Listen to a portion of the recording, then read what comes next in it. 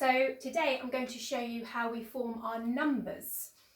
Okay, so at Sidlesham, what we do in our early years setting, we teach them a little rhyme to help them remember each number. So we'll start with our 0 and our little rhyme. We start at the top, really important they start at the top. And for 0 it's around and round and round we go. When we get home we have a 0. So we start at the top, around and round and round we go. When we get home we have a 0. Around and round and round we go. When we get home we have a 0. Moving on to number 1. Quite an easy one. Start at the top, down we run, that's the way we make a 1. Start at the top, down we run, that's the way we make a 1. Moving on to number 2.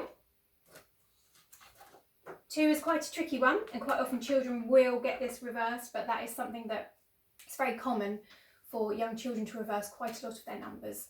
And again, just with practice, that will soon change. So for number 2, around and back on a railway track, toot, toot, toot. So this is a train track if you can't quite see. Around and back on a railway track, toot, toot, toot. Around and back on a railway track, toot, toot, toot. Around and back on a railway track, toot, toot, toot. Moving on to number 3.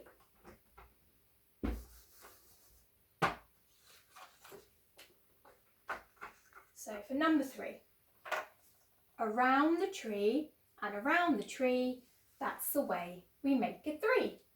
So start at the top again, around the tree, that's the way we make a 3. Around the tree, that's the way we make a 3. Moving on to number 4. So number 4. Again, starting at the top, down and over, down some more, that's the way we make a 4. And just remind the children that they can take their pen off once they've done their down and over. So down and over, pen off, down some more, that's the way we make a 4. Down and over, down some more, that's the way we make a 4. Moving on to number 5, I think in my opinion is probably the hardest number to form. So what we do with our number 5, we actually teach them to form this part of it first and then they add the line on top. So our rhyme for this is down and around, then a flag on high, that's the way we make a 5. Down and around, flag on high, that's the way we make a 5. One more time, down and around, and a flag on high, that's the way we make a 5. Moving on to number 6. Okay, so number 6 again, we start at the top, down we go and make a loop, number 6 makes a hoop. So we can, in a maths in here as well, going over, we can see a circle inside, or our hoop.